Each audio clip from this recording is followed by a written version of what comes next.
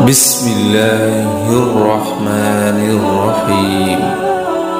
شروع اللہ کے نام سے جو بڑا مہربان نہایت رحم والا ہے۔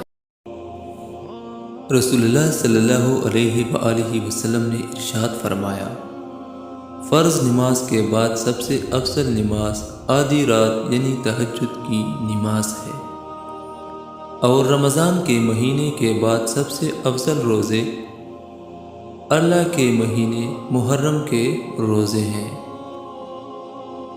رسول اللہ صلی اللہ علیہ وآلہ وسلم نے فرمایا، مسجد میں جو جتنا ہی دور سے آتا ہے اس کو اتنا ہی زیادہ اجر ملتا ہے۔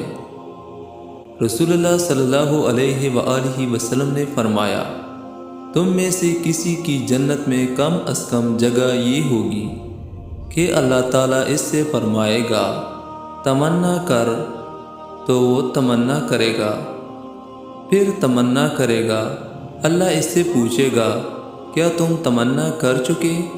وہ کہے گا ہاں۔ اللہ تعالیٰ فرمائے گا وہ سب کچھ تیرا ہوا جس کی تو نے تمنا کی ہے۔